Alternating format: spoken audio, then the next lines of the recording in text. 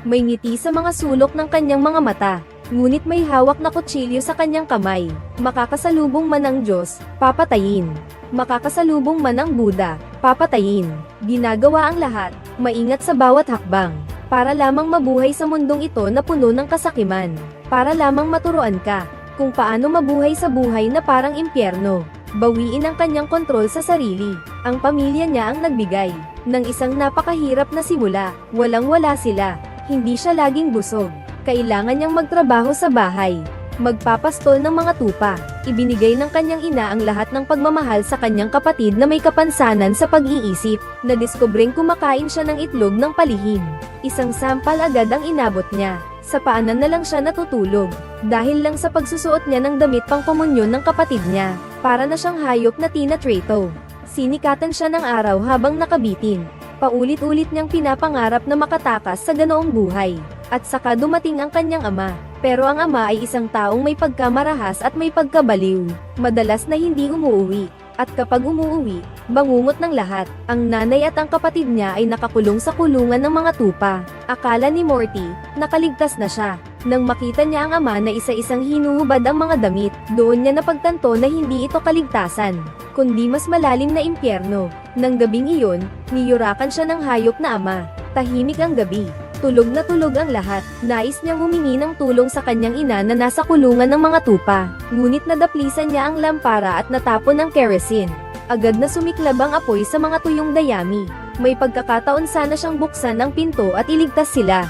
Ngunit naisip niya na kapag iniligtas niya sila, babalik na naman siya sa dati niyang buhay. Natakot siyang binawi ang kamay. Umihip ang mainit na hangin na may kasamang abo sa pisngi niya. Parang isang paglilinis na hamupa. Nilalamon ng malaking apoy ang kanyang ama, ina, at kapatid.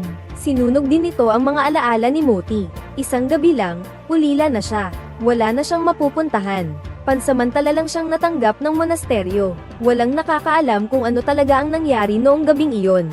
Aksidente na lang ang tingin ng mga tao. Ipinapakita ng mga bakas sa pinangyarihan na may lalaking pumasok sa bahay. Malamang siya ang arsonist. At may natuklasan din silang mga bakas ng pang-aabuso kay Morty. Lalo nitong ginaisin ang awa ng mga madre. Sa banal na kumbento, unang beses niyang nahugasan ang kanyang karumihan. At nakasuot na ng malinis na damit, at nakatikim ng pagkaing sapat. Ngunit hindi siya maaaring manatili sa kumbento, sapagkat sa loob ng 200 taon, mga taga-Sicily lamang ang tinatanggap dito, ang mga anak na babae ng pinakamayamang pamilya. Pero ang pagiging bastos ni Morty ay nagpapasakit ng ulo sa mga madre. Hindi siya kailanman naturuan.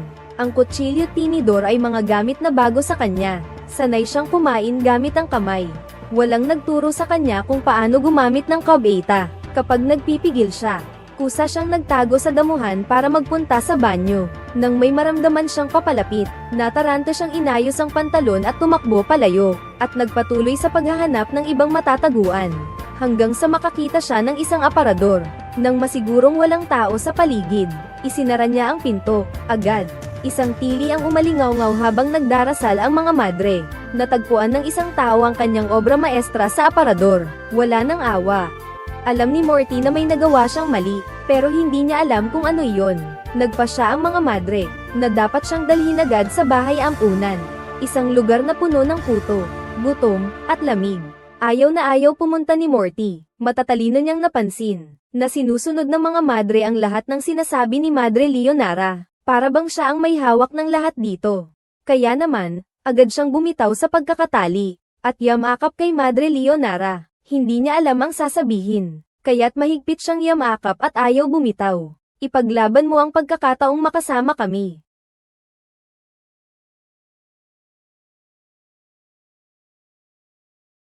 Sige. Naiintindihan ko, at umikot na ang gulong ng tadhana. Ang maganda at banal na Madre Superiora, laban sa lahat, ay nagpasya na tanggapin ang mabangis na batang babae. Mananatili si Moti sa piling natin, hanggang sa maging ganap na siya. Kung gugustuhin ng Panginoon, magiging isang bride siya tulad natin. Napakabuti niya. Mabait si Leonora sa kalikasan. Para sa kanya, si Moti ay isang regalo mula sa Diyos. Ang kanyang mahahabang daliri ay parang simoy ng hangin. Marahan niyang hinahaplos ang magandang mukha ng bata. May ngiti habang kumakanta siya ng mga awiting pambata. Ang isang mata ay napakaganda, at ang isa pa ay kapatid nito. Isa itong maliit na kapilya at sila ang mga batang monghe. At ang maliit na ilong ay kampana. Ito ay nagriring, ding-dong, ding-dong.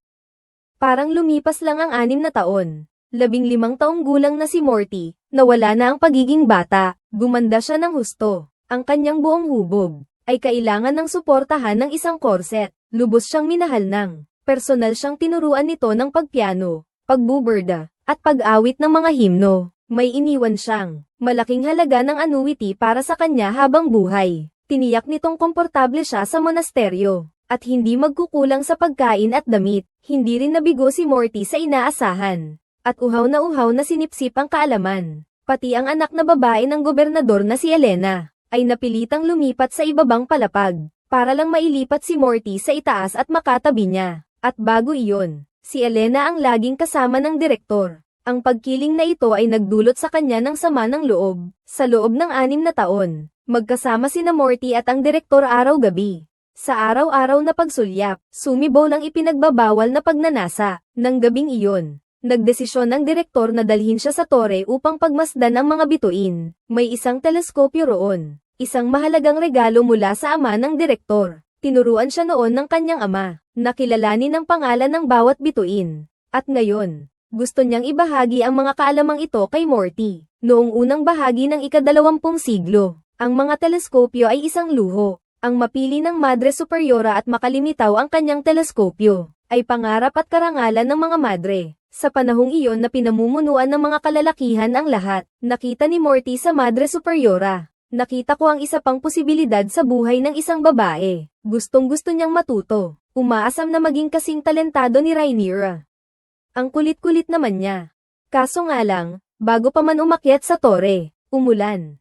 Napaurong ang plano nilang pagmamasid sa mga bituin. Habang nagtatawanan, tumakbo silang dalawa pabalik sa loob ng bahay. Basang-basa ng ulan ang laylayan ng damit at buhok niya. May inabot ang direktor kay Morty ng isang set ng malinis na pantulog. Mahinang hinimok siyang magbihis na agad para hindi sipunin. Sinuot ni Morty ang maluwag na pantulog. Parang baging na kumapit sa puso niya ang pagkabalisa ng gabing iyon. Dahan-dahan itong umakyat sa kanyang isipan. Sa pagkalito, siya'y nanaginip. Nakita niya ang binata na minsay nagpatibok ng kanyang puso. Ang kanyang maladagat na mga asul na mata. Isang tanawing hindi pa niya nakikita. Nagising si Morty mula sa panaginip, at napansin ang isang kakaibang paggalaw sa kanyang likuran. Nasilip niya ang nakatagong lihim. Sa ilalim ng banal na anyo ng direktor. Hindi pa man naayos ni Morty ang kanyang mga iniisip. Kinabukasan ay nabalitaan na niya ang pag-uwi ng direktor dahil sa kagyat na tawag ng pamilya. Sumiklab ang digmaan. Kailangan niyang bumalik sa Catania para sa isang kagipitan.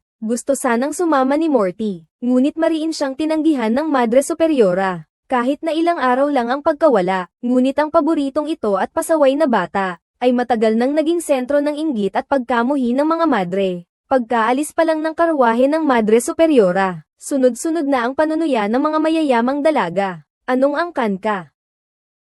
Anak siya ng puting manok. Marquis po ako mula sa latian ng Aboan. Wala akong narinig na angkan na galing doon. Hindi nyo kilala, isang latian iyon sa Etna. Puro lava at putik ang paligid. Maganda roon. Marami ring kambing, manok, at baka. Anong nangyari sa kanya? Hindi ninyo kilala ang Bogwen Swamp, ang makapangyarihang kaharian ng Bogwen Swamp, hindi ninyo pa pala kilala. Salamat. Padabog na umalis si Morty. Ang kahihiyan ay tila mga tinik na sumasaksak sa kanya. Mula noon, sinumpaan niyang mapapantayan niya ang mga nasa mataas na antas ng lipunan. Ngunit ng gabing iyon, isang liham pag-ibig na walang pangalan, ang ipinasok sa siwang ng pinto ng silid ni Morty. Puno ng mainit na pag-amin. May kasama pang isang hibla ng kumikinang na gintong buhok. Akala ni Morty ay galing ito sa punong guro na para sa kanya. Nabulag siya sa biglaang kaligayahang ito. Masayang tumakbo papunta sa may balon. Sumilip ng halos kalahati ng katawan para silipin ang tubig sa balon. Muntik na akong mahulog. Mabilis na nahawakan siya ng hardenero. Nako! Kung nahulog siya, mamamatay siya. Gusto ko lang makita ang itsura ko. Hindi ko alam kung ano ang itsura ng mga mata at bibig ko. Hindi ko alam kung pangit ba ako o maganda. Gusto kong makita ang itsura ko, Mimu. Pangit ka. Para ka namang prinsesa. Ang mga taong nagchichismisan sa likod mo, alam ng Diyos kung gaano nila gustong magkaroon ng kagandahang asal na gaya mo, ng mapuputing balat, at ng leeg na magandang maganda na parang sa isang sisna. At tandaan mo ito, kahit na ipinanganak ka sa putikan, maaari kang maging mas mataas kaysa kaninuman. Unang beses marinig ni Moti ang papuri sa kanyang ganda. Nagsaya siya at tumingkayad. Parang isang batang humihingi ng gantimpala, manatili ka sa akin. Isang taon na siyang nakakulong dito.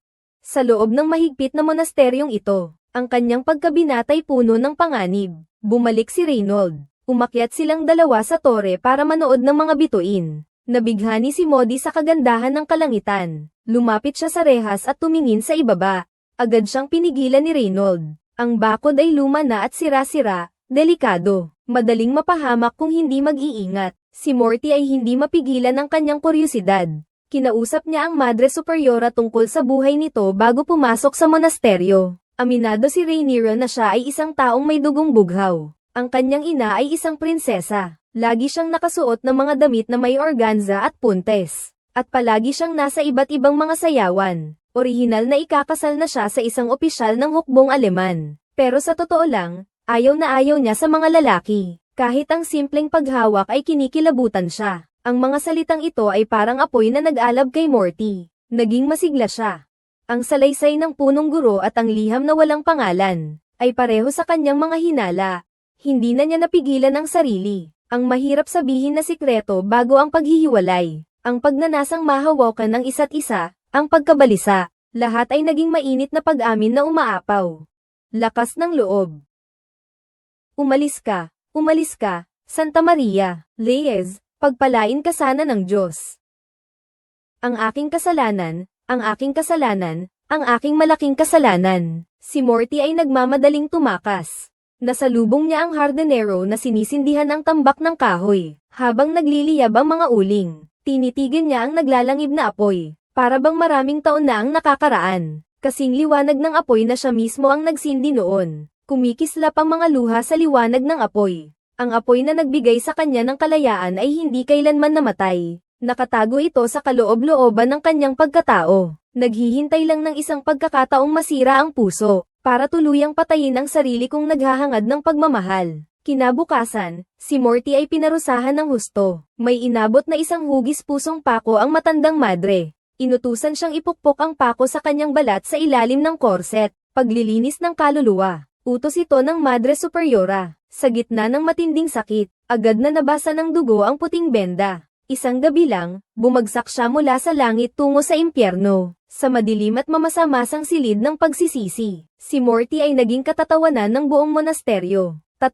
buwan na ang lumipas. Isang pirasong tuyong tinapay lang ang kinakain niya araw-araw. Hindi siya natatakot sa parusa, pero hindi niya matanggap na pinabayaan siya ng Madre Superiora. Hindi siya pinapansin. Kaya nag-isip siya ng paraan, kunwari na himete, para makalabas sa hardin. Pero hindi pa ito sapat. Isiniwalat ng matandang hardinero ang isang sikreto. Bago siya dumating, mayroon ding isang batang babae na labis na minamahal. Nakakulong sa silid na ito ng pagsisisi. Laging malungkot ang dalaga. At sa huli tumalon mula sa bintana sa itaas. Tinapos ang kanyang maikling buhay. Natakot ang Madre Superior na maulit ang trahedya. Kaya't nagpakita siya ng awa. Isang mapait na aral para sa iba. Ngunit isang magandang oportunidad para kay Modi. Alam niya kung paano mapapatahimik ang mga madring yun. Isang tahimik na hapon. Walang pag-aalinlangang tumalon siya sa balon. Mahal. Mahal. Nang idilat muli ni Morty ang kanyang mga mata, ang sumalubong sa kanya ay, ang pamilyar at mapagmahal na tingin ng Madre Superiora. Para bang noong bata pa ako, bantay sarado ang din sa tabi ng kanyang kama. Sa sandaling ito halos maniwala na siya, nananalo na naman siya sa kanyang malaking pastahan. Kasi ganyan naman talaga siya, para makuha ang gusto niya. Pati ang buhay niya kaya niyang isugal. Sayang nga lang, walang taong laging nananalo. Nabuko ni Elena ang pagkukunwari ni Morty. Nanunuya itong nagsabi, buti na lang at sumigaw ka ng malakas nang tumalon ka sa balon. At sinadya mo pang tamaan ang oras na dadaan ang hardinero. Kaya naman nakaligtas ka. Pagkatapos pakinggan ang paliwanag, nalungkot ang direktor at umalis. Lalong naguluhan si Morty. Palihim siyang pumasok sa silid ni Elena. Binuksan ang drawer. Nahanap nga ang gintong buhok sa loob. At ang sulat na pinraktisang gayahin ang sulat kamay ng Dean. Sakto namang, dumating si Elena. Anong ginagawa mo sa kwarto ko? Lumabas ka. Niloko mo ba ako? Ito. Niloloko mo ba ako? Kawawang Morty, hindi ka na ba mahal, kawawang bata? Isang babaeng amoy kambing. At lahat ng ito ay gawa mo, Morty. Hindi ako ang kalaban mo. Ang kalaban mo ay nandito.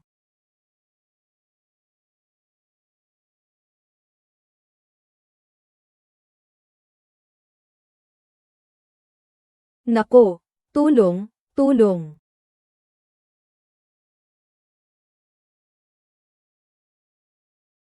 Nagalit ng husto ang Dean nang mabalitaan niya ito. Sinuri ni Lizhen si Morty kung bakit niya ito ginawa. Sinigawan ni Morty si Elena na isang manloloko, na siya lang pala ang naloko. Ayaw pakinggan ng Dean ang mga paliwanag niya. Naramdaman lang niyang niloko siya ng taong pinaka-pinagkakatiwalaan niya. Malamig ang mukha niyang inihayag na bukas niya ipapadala si Morty sa bahay ampunan. Si Morty, habang umiiyak, ay mabilis na nagpakumbaba. Lumuhad siya at nagmakaawa na payagan siyang manatili sa kulungan at magsisi. Gabit araw na nananalangin para sa kapatawaran. Ngunit ngayong beses, ang kanyang plano ay hindi nagtagumpay. May plano na ang Madre Superiora para sa kanyang kinabukasan. Maaaring matuto si Morty ng hanap buhay sa bahay ampunan, at maging mananahi sa hinaharap, o guro sa bahay, o ano paman. Siyempre, hindi na siya tatanggap ng tulong buhay na ibinibigay ng Madre Superiora. Iyon ay para sa mga debatadong madre. Maliwanag na hindi si Morty.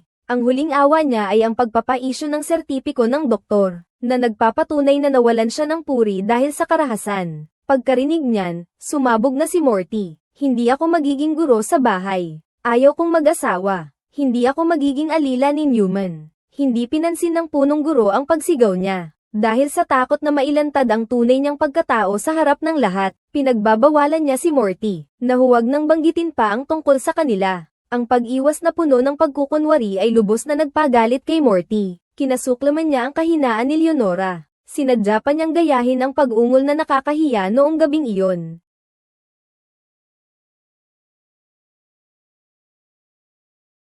Kinapopootan kita. Kinapopootan kita.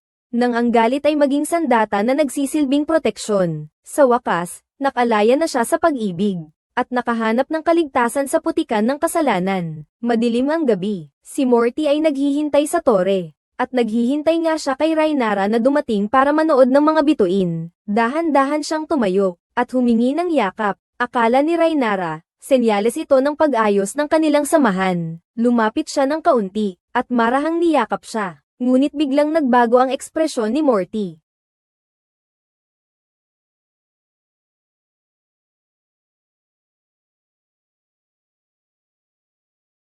Pinaalalahanan ni Rhaenyra ang dalaga, na ang bakod doon ay matagal nang sira, ngunit ang mabuting babala ay naging hudyat ng kamatayan. Ang sirang bakod at ang headmaster ay sabay na nahulog mula sa mataas na gusali, at nagkapira-piraso, kasabay na naduraj, ay ang nag-aapoy na puso ni Morty. Kinaumagahan, isang matandang madre ang naluluhaang pumasok sa silid, at ibinalita kay Morty ang pagpanaw ng Madre Superiora. Nagkunwaring nagdadalamhati si Morty, at maging ang pagkawala ng malay ay kanyang dinrama. Akala niya'y tapos na ang gulo. Sino kaya ang naging bagong Madre Superiora? Ang matandang madre pala. Matagal na niyang ayaw kay Morty. Pagkaupo niya sa pwesto, unang ginawa niya ay ang tawagan ng bahay ampunan. At agad-agad na gustong ipaalis si Morty. Halos pagsisihan na ni Morty ang pagbibigay niya mismo ng kapangyarihang iyon sa kamay ng babaeng iyon. Napilitan siyang mag-impake. Kasama ang matandang hardinero, lumabas siya sa monasteryo. Isang itim na kotse ang papalapit mula sa malayo. Hindi pa niya nakikita ang ganitong klaseng makabagong makinarya. Nanginginig na sumakay si Morty sa sasakyan. Mahigpit na hinawakan ang kamay ng matandang hardinero. Nagpaalam na sila ng tuluyan. Pareho nilang alam sa kanilang mga puso. Hindi na sila magkikita pa. Bumusina ang sasakyan sa gintong mga taniman ng trigo. Parang may naaninag si Morty. Mukhang nakita niya ang mga yumaong mahal sa buhay at ang mukha ng punong guro. Sa pagod, mahimbing siyang nakatulog. Nang gisingin siya ng driver, pagmulat ng kanyang mga mata, ibang-iba na ang kanyang nakita. Isang malaking mansyon sa probinsya ang sumalubong sa kanya. Iniwan na siya ng driver pagkatapos ibaba ang kanyang mga gamit. Isang matandang katiwala ang nag-abot ng mga bagahe. Tahimik na sumunod si Morty sa kanya patungo sa pasilyo. Ang mga gintong mural at ang marangyang mga kagamitan sa loob ng bahay, mukhang hindi naman ampunan. Lalo pang nadagdagan ang pag-usisa ni Morty. Kung may kailangan po kayo, hindi na po kailangang lumabas. Hilahin niyo lang po ang kulay kayo mangging lubid sa tabi ng kama. May pupunta ka agad. Salamat. Pero nasaan ba ako? Ano ang dapat kong gawin? Maghintay na lamang po kayo. Ipapaalam po nila sa inyo sa lalong madaling panahon. Lumipas ang oras, mula hapon hanggang hating gabi, ngunit walang dumating. Unti-unting nawala ang kanyang pagkatakot, naaga na ng mga magagandang bagay sa silid ang atensyon ni Morty.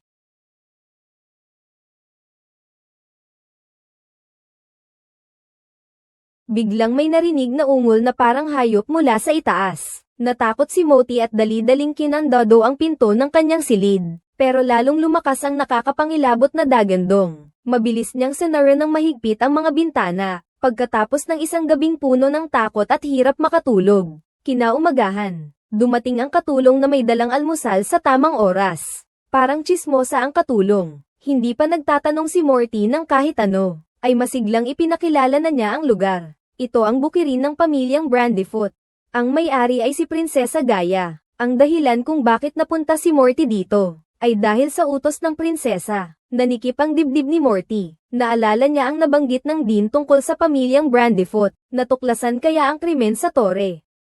Sa sobrang takot, hindi na siya nakakain ng almusal. Pero hindi niya mapigilan ang kanyang kuryosidad. Gusto niyang siyasatin ang pamilya ng Dean. Palihim siyang pumasok sa harapan. Nagtago siya sa likod ng mga luntiang halaman. Bigla na lang siyang nakatitig sa isang pares ng mga matang malakaragatan. Mula sa dalaga, isang mausisang titig din ang kanyang natanggap. Nakangiting kumaway siya rito. Nagdadalawang isip na pumasok si Morty. Sa wakas, nakita na niya ang elegante at marangal na Prinsesa Gaia. Isang tingin lamang, ay nakakapangilabot na. Ipinakilala ng prinsesa ang dalagang nasa tabi niya, si Little Horse ang pangalan. Nakababatang kapatid siya ng Dean. Nasa monasteryo na si Rhaenyra nang ipanganak siya, kaya naman hindi pa sila nagkikita, at niyaya ng prinsesa si Morty sa mansyon. Isang dahilan ay para makita mismo ang batang babaeng labis na inalagaan ng kanyang anak bago ito pumanaw. Sa kabilang banda, ay para malaman ang tunay na dahilan ng pagbagsak ng kanyang anak mula sa gusali. Sunod-sunod na mga tanong, ay pawang nagpapahiwatig na siya ang sospek sa pagpatay sa Dean. Biglang bumilis ang tibok ng puso ni Morty. Sabi niya, mukhang maayos naman ang lahat sa Dean noong gabing iyon. Matagal nang sira ang railings ng tore. Ilang beses nang sinabi ng gardener sa Dean na dapat itong palitan. Pero napakaganda kasi ng mga ukit ng lumang railings. Ayaw itong palitan ng Dean.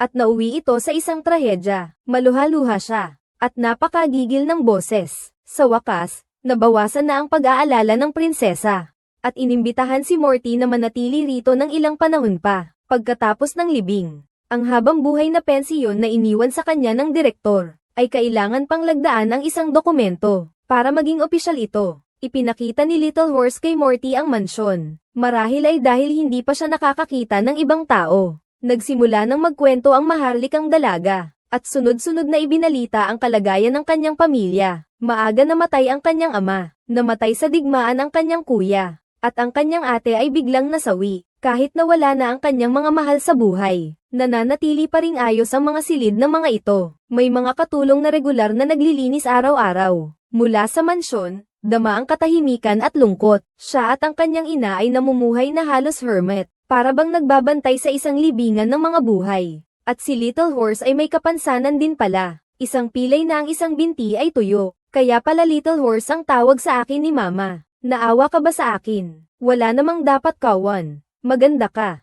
Nauunawaan ni Morty na kailangan niyang maging maingat sa kanyang mga salita at kilos. Ang tanging paraan para maalis sa kanya ang hinala, ay ang magpanggap na siya ay isang taimtim at masunuring deboto. Araw-araw siyang nasa kapilya ng mansyon, nagdarasal. Sa mga katanungan ni Little Horse, Maingat at pinag-iisipan niyang mabuti ang kanyang mga sagot, ngunit likas na nasa kanya ang paghahangad sa mundo sa labas. Sa gitna ng karangyan at kasaganahan, matagal nang natutulog na pagnanasa ay parang ligaw na damo, mabilis na lumago, para bang nararamdaman niya na ang mansyong ito ang magiging dahilan ng pagbabago ng kanyang kapalaran. Medyo masikip, kailangan ayusin. Bakit ka umiiyak? Ilang araw lang naman ito. Para lang mapasaya si Senyora Gaia. Nandoon lang naman ang inyong roba, hindi naman iyon tatakas. Walang nakakaalam. Ang mga luha ni Morty ay dahil sa pagkagulat. Hindi pa siya nagsusuot ng ganito kagandahang damit. Masyado bang magarbo ang damit na ito para sa inyo? Napakaganda po. Gusto ninyo ba? Isa na nga ba? Nakita na ba? Kinabukasan, si Morty ay pumunta na naman sa simbahan. Mukhang taimtim na nananalangin. Pero sa totoo lang, iniisip kung paano mapapanatili ang kanyang pwesto. Ngunit hindi niya alam na ang malungkot na si Little Horse ay matagal na niyang naaakit sa kakaibang personalidad nito. Nako! Pasensya na, Morty. Pasensya na.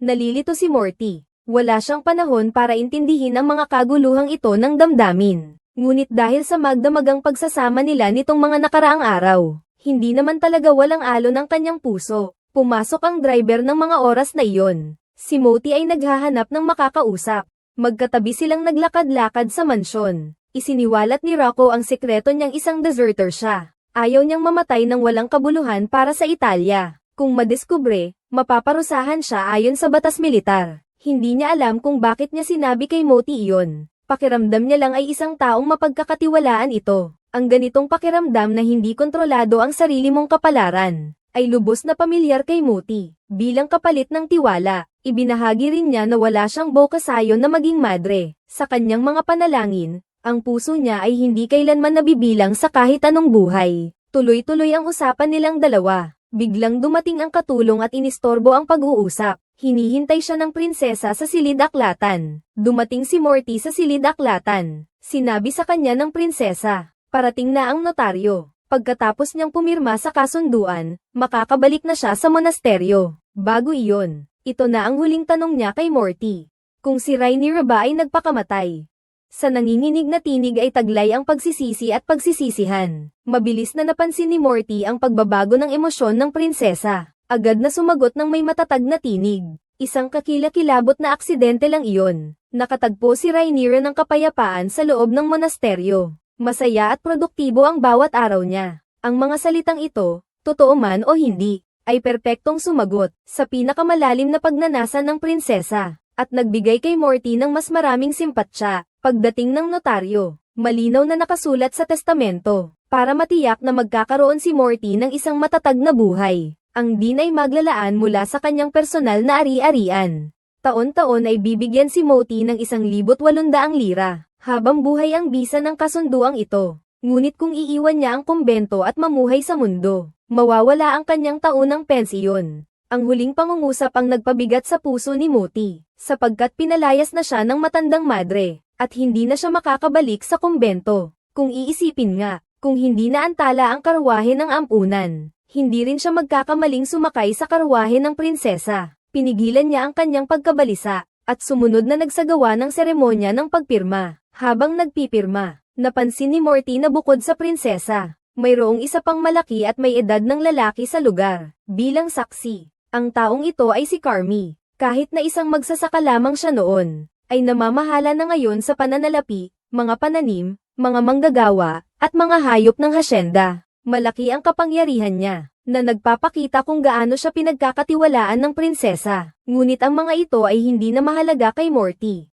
Ang pag-alis nito ay nasa huling yugto na. Sa hapunan ng gabing iyon, maraming bisita ang inimbita ng prinsesa. Habang masayang nag-uusap ang lahat, may biglang umalingaw-ngaw na parang dagandong ng hayop mula sa itaas. Nananatiling kalmado ang prinsesa, at patuloy na nakikipag-usap sa mga bisita. At tahimik na nagkunwaring hindi narinig ng mga bisita. Kaya naman palihim na dinala ni Morty ang kabayo sa labas. Maaari ko bang itanong kung ano ang nasa pinakataas na palapag? May nakatira roon. Ano kaya iyon? Hindi ko alam. Hindi ko pa iyon nakikita. Gusto ko nang bumalik sa kwarto ko. Magandang gabi.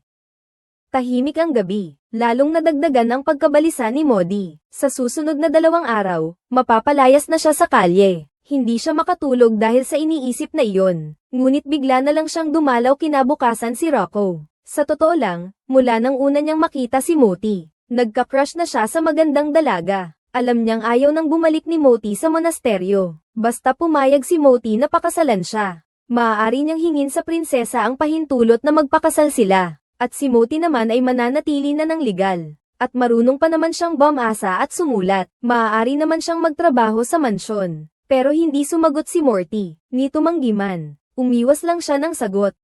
Kahit wala siyang nararamdaman kay Rocco. Ang kasalang ito, marahil ay magiging solusyon sa kanyang problema. Pakakasalan niya ito. Ito na ba ang paraan para manatili sa mansyon? Nalulungkot din ang prinsesa sa pag-alis ni Morty. Tahimik man si Morty. Matalino at masaya siyang kasama, at marunong din siyang makinig. Iyon ang lalong hinahangaan ng prinsesa. Sa pag-iisip na hindi na sila muling magkikita, lubos na nawala ang pag-iingat ng prinsesa, at ibinahagi ang isang nakakagulat na sikreto. Si Little Horse pala ay anak ni Rhaenyra. Dapat sana'y mas perpekto ang buhay niya. Ngunit nagpakatanga siyang nagbuntis sa isang lalaking imposibleng magpakasal sa kanya. Para maitago ang iskandalo, ipinahayag na lang ng prinsesa na kapatid niya si Little Horse. Pagkapanganak niya, ang monasteryo na lang ang naging tahanan niya. Hindi na niya kami pinatawad kailanman. Normal lang iyon. Ayaw na niya kaming makita at pinunit niya ang lahat ng sulat ko. Kung ako ang masusunod, sana'y naiwan ko siya sa piling namin. Pero sa bansang ito, ang ama at asawa ang nagdedesisyon. Nalulungkot si Morty. Niloko pala siya ni Rhaenyra. Ang kahihiyang iyon na dapat itago. Ipininta bilang isang romantikong pag-iibigan sa isang opisyal na kapantay ng kanyang antas. Kabulaanan, panloloko, pagtataksil. Ang mga matinding emosyong ito ay magkakahalo, na gumugulo sa isipan ni Moti at hindi siya mapakali. Sa kanyang pagkatulala, nakita niya ang birhen na iniwan ng kanyang dating pagiging maayos. Nakahilig ng may pagkamalandi sa ulunan ng kama. Ngunit pagtalikod niya, naging maliit na kabayo na naman ang taong nasa harapan ko. Paano naman kaya naging tunay kong ina si Mama? Hindi mo ba napapansin na masyadong matanda na siya? Alam naman ng lahat na isang palabas lang to para mapanatili ang magandang imahe. Walang naniniwala. Ikaw lang ang naniniwala. Sa sandaling nagtama ang aming mga mata. Ang matagal ko nang itinayong pader sa aking puso ay biglang gumuho. Ang mahigpit na benda ng ina ay tinanggal ng anak na babae. Nang gabing iyon, hindi na napigilan ni Moti ang kanyang sarili. Unang beses niyang nadama ang pagmamahal. Ang dalisay na pag-ibig ni Little Horse ay parang apoy sa gitna ng dilim, na nagbigay liwanag sa kanyang tuyong puso. Siya, na malaya ng magmahal, ay parang gamo-gamo na uhaw sa liwanag. Kahit alam niyang posibleng masaktan, parang wala siyang pakialam at sumugod sa apoy. Sa komplikadong relasyon na ito, ang mag-ina ay nagbigay kay Morty ng magkaibang karanasan sa emosyon. Si Rhaenyra ay palaging nasa posisyon na parang mas mataas sa kanya at umaakay. Samantalang si Pony ay ibinuhos ang kanyang buong puso kay Morty. Ganito naging bahagi si Morty ng pamilya sa isang paraang halos hindi makapaniwala. Naging bahagi siya ng pamilya. Hindi niya kayang makalimutan ang anino ni Rhaenyra. Dahil siya mismo, ang pinakamatingkad na alaala na naiwan ng babaeng iyon na namatay. Sa wakas ay nakapagdesisyon si Morty. Siya ang unang lumapit kay Rocco. At kunwari tinanggap ang panliligaw nito. Hindi pa rin makapaniwala si Rocco sa sobrang tuwa, nang may marinig silang pagsigaw mula sa taas. Tulong, hindi ko na kaya, umakyat kayo. Halika, Rocco, nababaliw na ito. Nagmamadaling umakyat si Rocco sa hagdan. Sumunod naman si Morty, habang paakyat silang tatlo sa hagdan. Parang mas lumalapit ang nakakapangilabot na sigaw. Nakarating sila sa pinto ng pinakataas na palapag. Pinaalalahanan ng katulong si Morty na lumayo. Napakapeligro ng halimaw na iyon. Pagkapasok ng dalawang lalaki, si Morty ay nagtago sa labas ng pinto at palihim na sumilip. Ngunit laking gulat niya, na ang nakita niya ay isang lalaking nakatali ang mga kamay. Dahan-dahan siyang lumapit. Nagpapanggap na matapang si Morty. Ang lalaki, bagamat pangit ang mukha, ay hindi naman pala halimaw. Inilahad niya ang kamay at sinubukang hawakan. Hindi makapaniwala. Ang lalaking nagwawala ay unti-unting kumalma. Himala. Isang santo po kayo, binibini. Santo kayo.